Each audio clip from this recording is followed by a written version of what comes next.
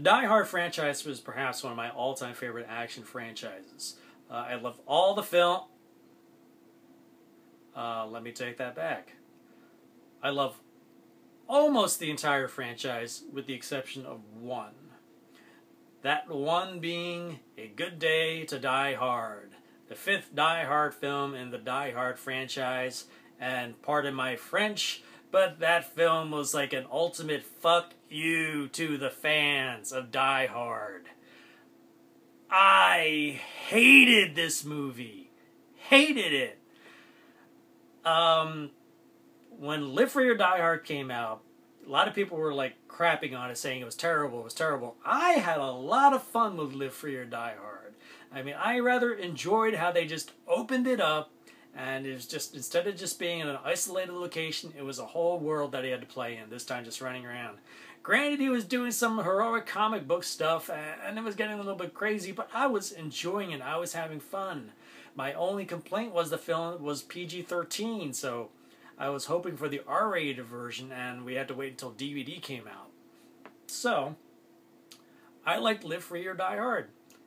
And then when I found out they're going to do another one, and it was going to be called A Good Day to Die Hard, I'm like, okay, cool. And it was going to be rated R. It's like, oh, great, we're going to have an R-rated Die Hard again. We're going to, Bruce Willis is going to be able to lay out all those great R-rated one-liners. We're going to get to hear yippee-ki-yay, motherfucker, once more time, instead of the yippee-ki-yay, mother-poof-ker. Stuff like that. And then the trailers start coming out. It's like, this looks cool. But prior to even those trailers coming out, I kind of had my sneaking suspicions that I should temper my excitement because it was going to be directed by John Moore. John Moore, who gave us the forgettable and pretty incredibly bad video game adaptation that carried on the legacy that video game adaptations tend to suck ass, Max Payne. Which was, I never played Max Payne the video game, but after that seeing that movie, I had no desire to play Max Payne. I didn't care. So I was thinking, well, okay, let's see what he can do. And when I saw those trailers and I saw John McClane back in action, I'm like, okay, this is going to be great. I'm in. It's like, I'm all in. All right, let's go. Let's do this. So, prior to sitting down on Valentine's Day. Yes, I spent my Valentine's Day alone in a movie theater watching A Good Day to Die Hard. How depressing. So prior to A Good Day to Die Hard, there were only 2 occasions where I actually considered on walking out on a movie. I have seen movies almost my entire life and I never once walk out on a film. I maybe fell asleep during a film. Prime example, I fell asleep during Blood Rain, but miraculously woke up right at the start of the Christina Loken sex scene. Something in my mind was saying, wake up, you're missing the good stuff. But that's another story. But I've never once walked out on a movie, no matter how much I hated it. I mean, I might have, I traditionally stayed through the entire credits. This was before even post-credit scenes were a thing. And I would, maybe if I hated something, I'd storm out right as the film ends and I skip the credits because I don't care anymore, or stuff like that. But I never walked down on a movie. And there are only 3 occasions where I actually legitimately considered saying, I am leaving, but I stuck it out. One of them was Uwe Ball's House of the Dead. Oof.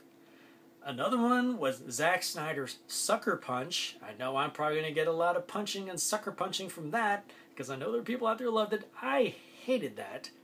And then there was this one, A Good Day to Die Hard. And I really wanted to walk out, but I had to get through it. As much as I hated it, I had to get through it. I knew I was in trouble from the moment the credits started. This did not look or feel like Die Hard. And man, I was right. The rest of the movie did not feel like Die Hard at all. The worst offender, obviously, is John Moore. This probably is the most ineptly directed action movie ever.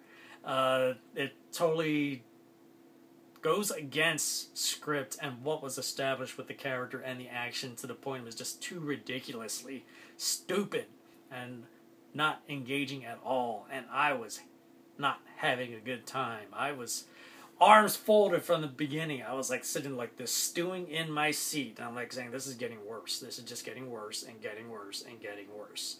A good day to die hard. Yes, you're right. This is not a good day to die hard. This is a good day to just kill the franchise now. So, and then the second worst offender is Bruce Willis himself. This is at the point in his career where he just doesn't give a shit anymore and just wants his damn paycheck, and he's just phoning in his performances. His John McClane in here was probably, yippee-ki-yay, fuck you, man. It's like, this is just so horrible. I mean, his character was so iconic in Die Hard 1, 2, and 3. This is like, you can totally get behind this guy, but then here he is. It's like, John McClane served no purpose in this story other than to say this movie is called Die Hard. There was no reason for John McClane to be in this situation. There was no need for him to be in this movie. It's just like they took a story, rewrote it as Die Hard, and just like, okay, we'll call him McClane, call him McClane Jr., and then we're good to go. And God, it was useless. There was like no point. And that just goes throughout the whole entire movie. Basically, the gist of the story is that McClane finds out that his son got into trouble in Russia, and he's arrested or something. And so he has to head over from the States, come to Russia to find out what the hell is going on with this kid. And lo and behold, when he arrives, a big terrorist plot breaks out, and then him and his son get thrown into the mix, and they have to stop these terrorists from taking these nuclear warheads and dropping them on some unsuspecting city. In any other hands, like John McTiernan, or Steven Spielberg, or Nick Cassavetes, of all people, would make a more exciting action movie than what we have here and what John Moore and company provided to us. Courtney, what the hell's his name? Courtney Joyner? No, it's not Courtney. Oh, fuck it.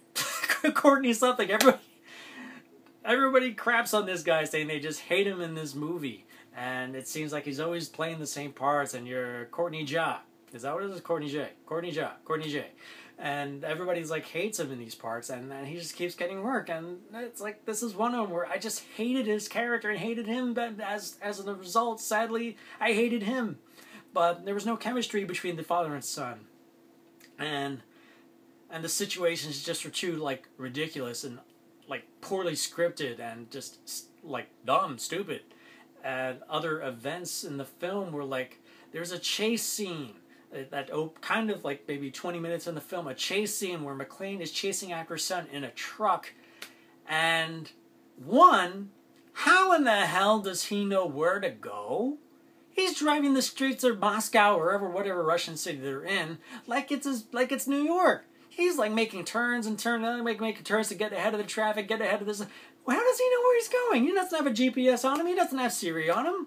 Like, when the hell has he ever been to Russia? He says it's his first time. We call bullshit. Oh, jeez. And at the top of it all off, when we knew we were in trouble, that now he's just going to be superhuman and nothing could destroy him, he wipes out that big rig truck and into a total mess that there's no way anybody could get out of that without a scratch. Unless their name is John McClane. And that's what we get. He crashes this truck and he comes out unscathed. And you're like, yeah, this is getting bad.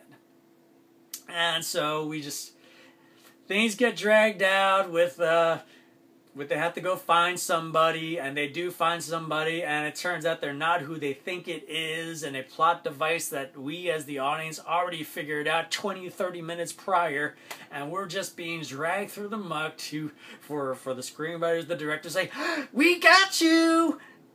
No, you fucking didn't. You bored the shit out of us. And then we gotta go through this whole rigmarole of dealing with them trying to...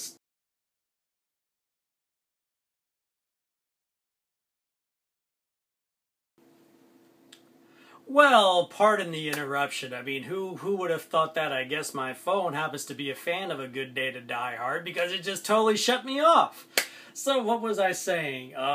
Yes, we're being dragged through the rigmarole of watching these guys duke it out with the bad guys in the end, involving a ridiculous fight involving tanks, pools, guys jumping down 5 stories, and yeah, these McClanes suddenly became indestructible, ridiculously lame-ass comic book superheroes who basically are no longer, are just a shell of what they used to be, and we as fans, especially myself, could no longer give a shit about the exploits of John McClane.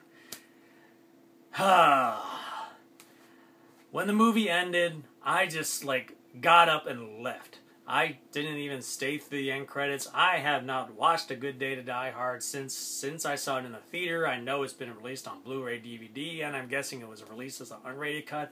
I have no desire to revisit this. This movie turned me off of the Die Hard franchise. This movie turned me off of John McClane. I know that Fox is currently working on doing a McClane prequel about John McClane's early years as a cop. Incidentally tied together, bookended by Bruce Willis as John McClane as he is now. I think it is probably one of the stupidest and lamest ass ideas ever. And I think I have a feeling that maybe that one could even be worse than A Good Day to Die Hard, but I myself will not find out because I would not waste my time on it. The Die Hard franchise ended with Live Free or Die Hard, or you can even say the Die Hard franchise ended with Die Hard with a Vengeance. But it's just unbelievable how a studio could allow a filmmaker and screenwriters to basically just take one of their beloved franchises and shit on it, compact it, and send it out to the masses, hoping that they just totally embrace it and buy into it.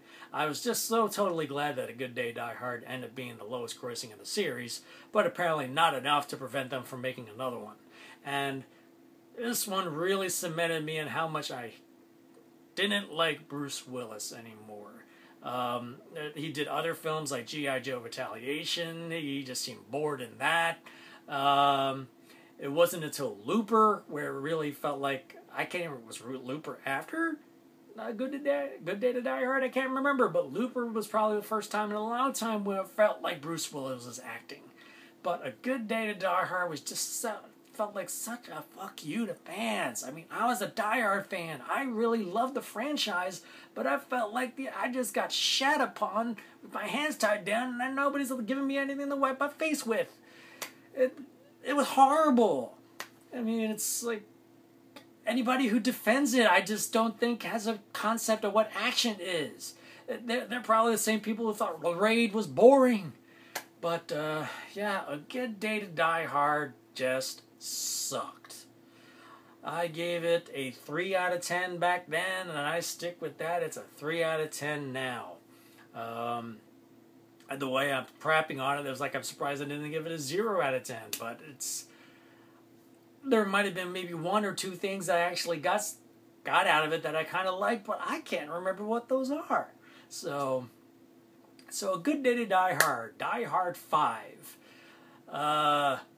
Killed the franchise. Jumped the shark.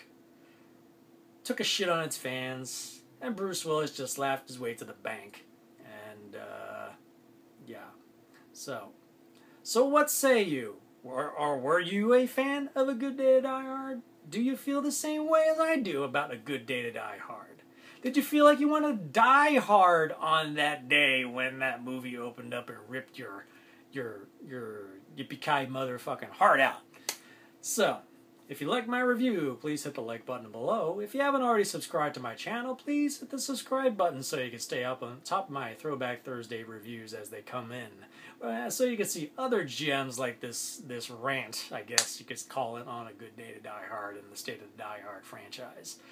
And like I said, please comment below and let me know what you think. Am I totally off base? Am I nuts? Do I have no concept of what good action movies are if I was to come up and bite me on the nose?